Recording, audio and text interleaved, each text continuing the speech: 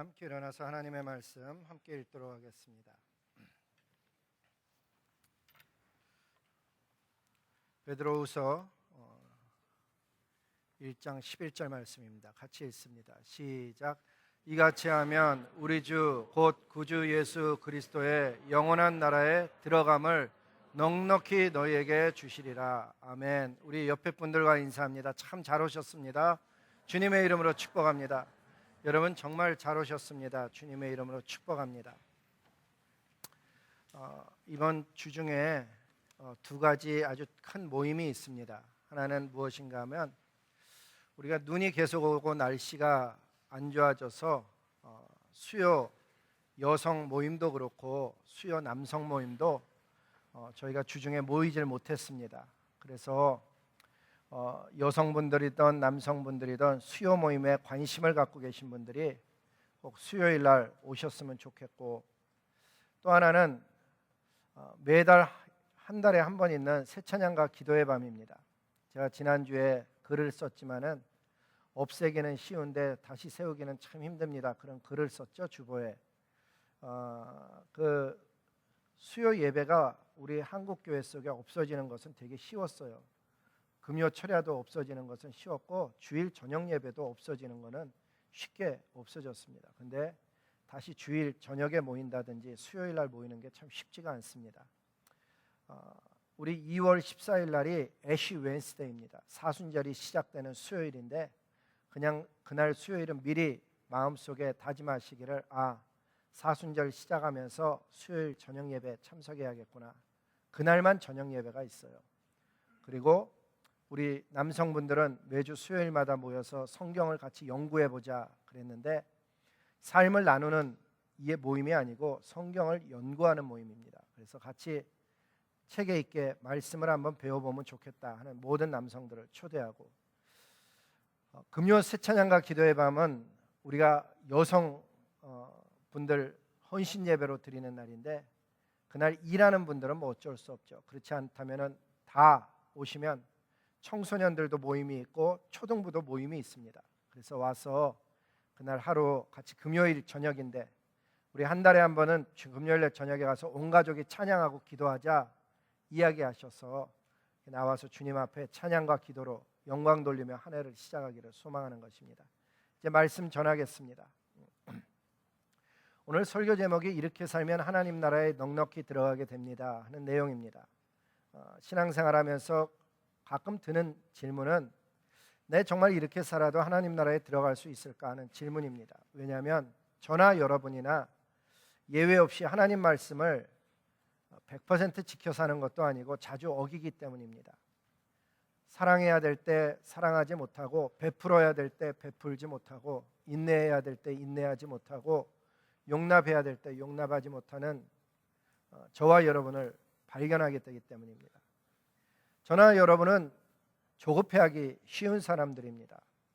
그저 보여지는 대로 이야기하기 쉽고 생각나는 대로 말하며 삽니다.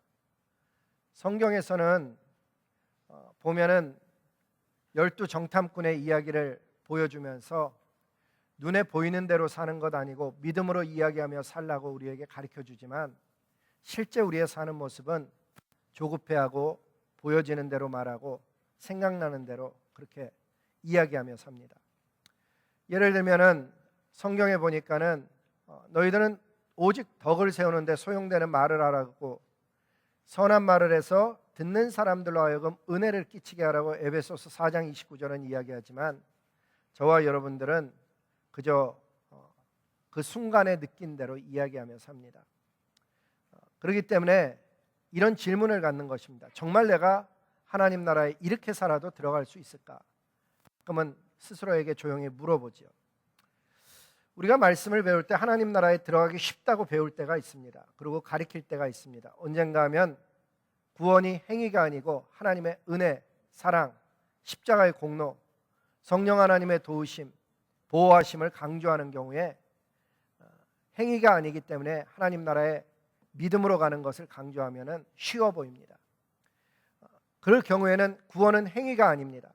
은혜의 산물이고 예수님께서 일방적으로 정하셨고 불러주셨고 나의 죄를 위해서 죽으셨고 부활하셨고 하늘에 오르시고 다시 이 땅에 오실 것을 믿으면 구원받는 이야기를 합니다.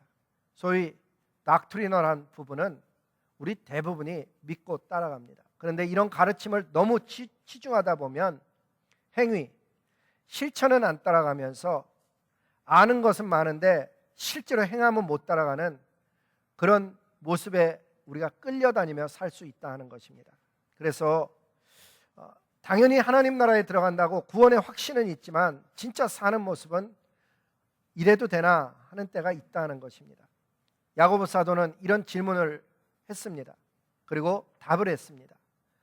같이 한번 읽어볼까요? 야고보서 2장 24절인데 시작. 이로보건대 사람이 행함으로 의롭다 하심을 받고 믿음으로만은 아니니라.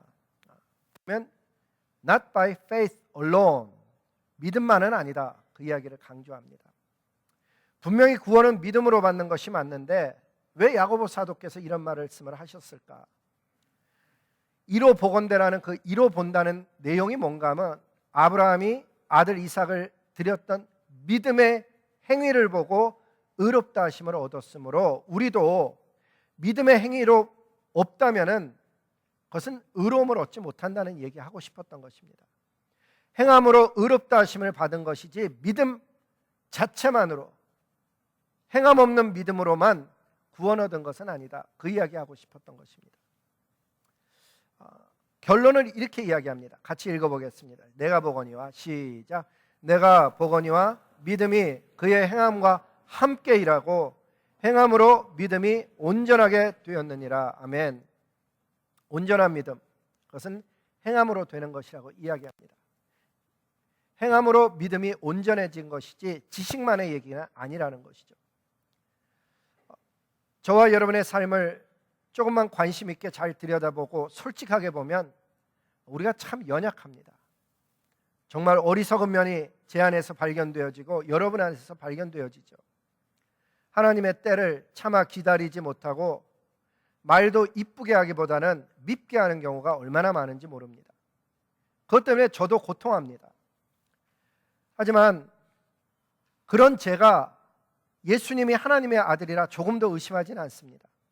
십자가 위에서 흘리신 피의 공로로 죄 씻음 받았음도 저는 확신합니다. 죽으심도 믿고 부활도 믿고 하늘에 오르시고 다시 오실 것임을 믿어 의심치 아니할 뿐만 아니라 가르치기도 합니다. 그렇다면 도대체 무엇에 내 신앙에 더 집중해야 되는가가 보여집니다. 그것은 닥트리널한 영역이 아니고 삶 속의 변화, 믿음의 행위, 예수님을 닮아감, 부르심과 택하심을 굳게 함이라는 영역을 좀 집중해야 된다는 것을 알게 됩니다. 공부 잘하는 학생을 보면 내가 뭘 아는지 뭘 모르는지를 먼저 문제를 풀면서 구별합니다. 그래서 내가 잘 틀리고 있는 것, 내가 잘 모르는 문제에 더 집중해서 공략하는 것을 보게 됩니다. 공부 못하는 학생은 그걸 구분을 안 하고 잘 푸는 것만 또 풀어보고 그럽니다. 그래서 내가 굉장히 잘하는 줄 압니다. 근데 사실은 자기의 약한 점을 못 발견하는 거죠. 오늘이 한 해의 세 번째 주일입니다. 내가 잘하는 영역, 예수님이 십자가에 돌아가셨다. 내가 잘 믿는 영역, 예수님의 그 피공로로 내가 죄 씻음 받았다. 죽으시고 부활하셨고 하늘에 오르시고 내려오신다는 영역만을 자꾸 반복하는 것도 중요하겠지만 실제로 우리가 공략해야 되는 영역은 그 믿음으로 바탕으로 한 행함이 어떻느냐, 그 부분을 잘 살펴보기를 원하고 이 한 해는 그러한 것에 집중하기를 소망하는 것입니다. 그래서 제가 제일 처음 제목을 예수님 닮아감이라고 적어보았습니다. 성령 하나님은 예수님 닮아가는 것이 뭐라고 얘기하는가 하면 이렇게 이야기합니다. 빌립보서에 보니까 너희 안에 이 마음을 품으라. 이 마음은 어떤 마음인가 하면 예수님의 마음이에요. 이 마음을 품으라. 빌립보서 말씀 좀 올려주세요. 그 그리스도 예수의 마음이니 그는 근본 하나님의 본체이시나 하나님과 동등됨을 취할 것으로 여기지 아니하시고 오히려 자기를 비워 종의 형체를 가지사 사람들과 같이 되셨고 사람의 모양으로 나타나사 자기를 낮추시고 죽기까지 복종하셨으니 곧 십자가에 죽으심이라. 근데 가끔 가다 보면 그 앞부분에 다시 보여주시면 너희 안에 이 마음을 품으라, 그 말씀을 보면 우리말 성경에 번역이 안 된 부분이 있는 것을 발견하게 됩니다. 그게 뭔가 하면 In your relationship with one another, 예수님을 닮아가는, 예수님의 마음을 쫓아가는 영역이 어디서 발생하는 건가 하면 예배 드릴 때가 아니고 기도할 때가 아니고 예수님의 마음을 닮아가야 되는 영역이 있는데 in your relationship, 너의 사람들 간의 관계 with one another, 다른 사람과의 인간관계를 맺어갈 때 너는 이 마음을 품으라, 이렇게 이야기한다는 것을 발견할 수가 있습니다. 그러면서 그 내용을 뭐로 이야기하는가 하면 예수님은 하나님과 동등한 분임에도 불구하고 동등됨을 여길 것으로, 취할 것으로 여기지 아니하시고 하나님의 말씀에 순종하여서 겸손하게 십자가 지시고 간 그 삶을 너희도 예수님의 마음으로 깨닫고 그렇게 살아가라고 가르쳐 주시는 내용이라는 것입니다. 저와 여러분 모두가 다 동등한 인격체입니다. 하나님께서 맡겨주신 사역과 직분과 직위가 약간씩 다르지만은 우리는 동등한 것은 분명합니다. 그런데 그 동등함 속에서 사명 때문에 겸손하고 순종함으로 행할 수 있는가, 그 영역은 좀 공부해야 되는 영역입니다. 아버지와 아들이 동등한 인격체입니다. 하지만 아들이 되면 부모님께 순종, 오베이해야 됩니다. 그게 에베소서 6장 1절의 가르침입니다. 아내와 남편 동등한 인격체입니다. 하지만 아내로 세워주었다면 남편에게 서밋하는, 그 경우는 보면 오베이하라고 안 가르쳤죠. 아내가 남편에게 복종할 때는 서밋이라는 단어를 일부러 가르쳐줍니다. 에베소서 5장 22절에 보면 그렇게 기록이 되어져 있고, 주님의 뜻을 따라 남편을 리스펙트, 존경해야 된다라고 5장 33절에 이야기합니다. 예수님 닮아가는 것은 다 좋아하는데 내 남편에게 복종하고 존경하는 것은 그리 신경 안 쓴다면은 좀 믿음과 행위가 갭이 있다는 것을 발견해야 된다 하는 것입니다. 남편도 똑같죠. 아내를 자기 몸처럼 사랑하라고 에베소서 5장 28절은 이야기합니다. 목사님을 배나 존경하라고 디모데전서 5장 17절은 말씀합니다. 목사님도 성도들을 생명을 바쳐 보호하고 돌보라고 요한복음 10장 11절에서부터 14절은 가르칩니다. 그런데 진짜 그렇게 하느냐는 좀 다르다는 얘기입니다. 예수님을 닮아가는 영역 중에서 가장 특징적인 것은 빌립보서 말씀에 의한다면 겸손하게 동등됨을 취할 것으로 여기지 아니하고, 아내와 남편이 동등하지만 스스로 복종할 줄도 하고 스스로 사랑할 줄도 알고 존경할 줄도 알고 생명처럼 귀히 여길 줄도 아는 그런 관계를 성경이 가르쳐주는 것입니다. 예수님을 닮아가는 또 다른 영역은 많은 영역이 있겠지만 오늘 베드로 사도님의 말씀을 봤으니까 베드로 사도님의 이야기로 본다 그러면 베드로전서 1장 15절 말씀과 같이 너희를 부르신 거룩한 이처럼 너희도 모든 행실에 거룩한 자가 되는 영역을 또한 닮아가야 됩니다. 이 거룩한 자가 된다는 영역은 어릴 때는 쉬워 보였습니다. 그런데 살아가면서는 그렇게 쉬운 영역만은 아니라는 것을 발견하게 됩니다. 이 거룩이라는 단어가 set apart 하는 영역이 있기 때문입니다. 주의를 내 삶 속에 거룩한 날로 지킬 수 있는지, 내 물질 중에 특별한 부분을 하나님을 향해서 구분할 수 있는지, 그리고 내 삶 가운데 행위를 거룩하게 살 수 있는지는 살아보면은 그렇게 쉽지 않은 영역임을 알게 됩니다. 복장도 그렇고 삶의 방향도 그렇고. 그뿐만 아니라 성경은 이런 이야기를 합니다. 그러므로 모든 악독과 기만과 외식과 시기와 모든 비방하는 말을 버리라. 갓난아이 같이 순전하고 신령한 젖을 사모하라. 이로 말미암아 너희로 구원에 이르도록 자라게 하려 함이라. 너희가 주의 인자하심을 맛보았으면 그리하라. 또 이런 말씀도 합니다. 너희가 더욱 힘써 덕의 믿음의 덕을, 덕의 지식을, 지식의 절제를, 절제의 인내를, 인내의 경건을, 경건의 형제 우애를, 형제 우애의 사랑을 더하라. 그같이 하면, 그렇게 하면은 우리 주 예수 그리스도의 영원한 나라에 들어감을 너희가 넉넉히 너희에게 주시겠다고, 얻을 것이라고 성경이 가르쳐 주는 것입니다. 이게 같은 맥락의 이야기입니다. 아까 읽은 거는 베드로전서 1장 5절서부터 7절 말씀을 읽었고, 이야기하면서 이건 11절 말씀입니다. 이렇게 하면 너가 하나님 나라에 넉넉히 들어가게 되리라. 따라서 우리가 집중해야 되는 영역은 닥트리널한 것을 파운데이션으로 삼았다면, 그 다음엔 믿음의 덕을 쌓는 일에 어떤 사람은 집중해야 됩니다. 어떤 사람은 덕은 있는데 지식을 쌓아야 되는 사람도 있습니다. 말씀의 지식을 이야기하는 거죠. 하나님이 무엇을 좋아하고 무엇을 싫어하는지를. 어떤 사람은 지식은 있는데 그 지식을 가지고 절제하지 못하고 남을 판단하는 데만 쓰는 경우도 있습니다. 절제해야 되는 경우도 있죠.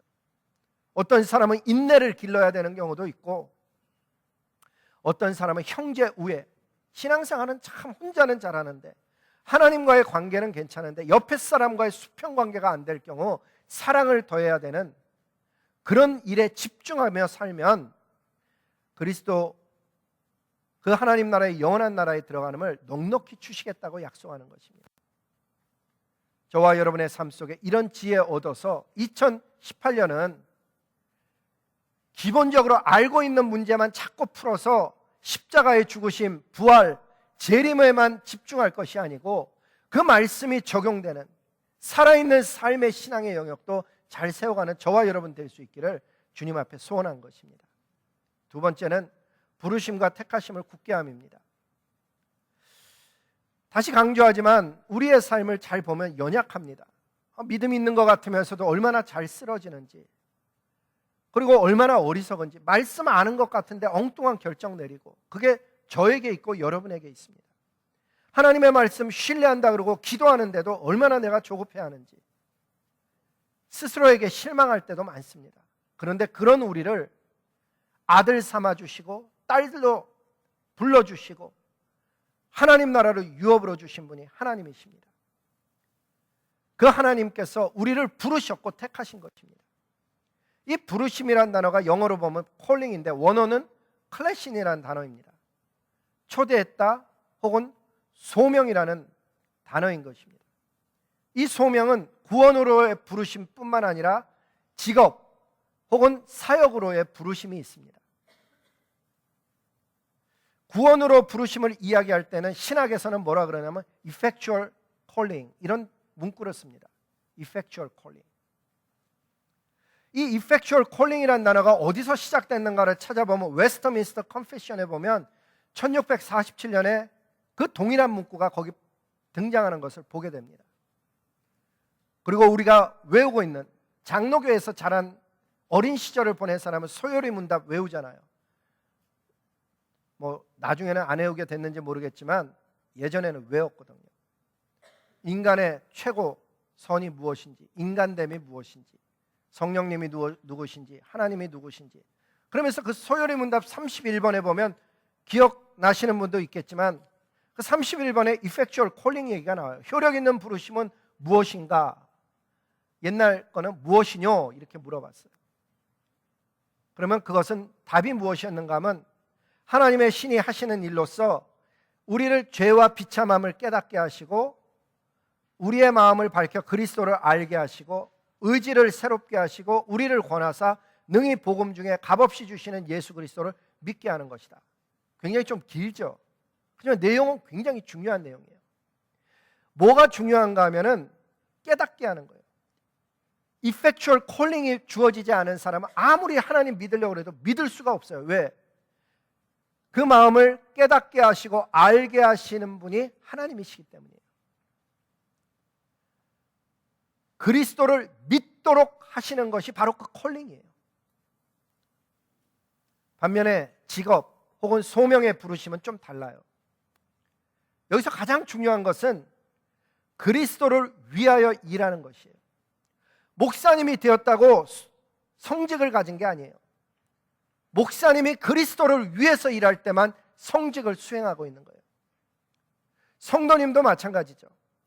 청소를 하든 구두를 수선하든 비즈니스를 하든 연구를 하든 어떤 일을 하든 간에 나 먹고 사는 일을 하고 있다면 그건 성직이 아닌 거죠.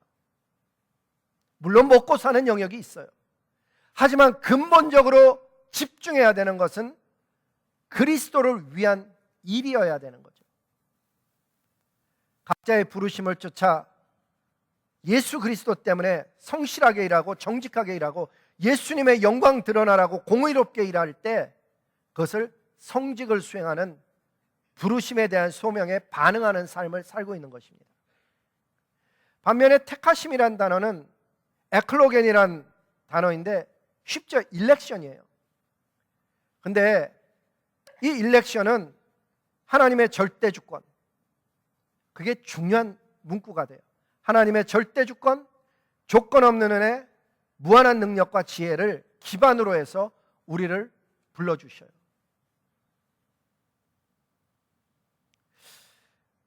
거의 대부분의 신학이 그러하지만 이 일렉션 역시 반대 의견도 있고 인간이 잘 이해할 수 없는 신비로운 영역도 있어요.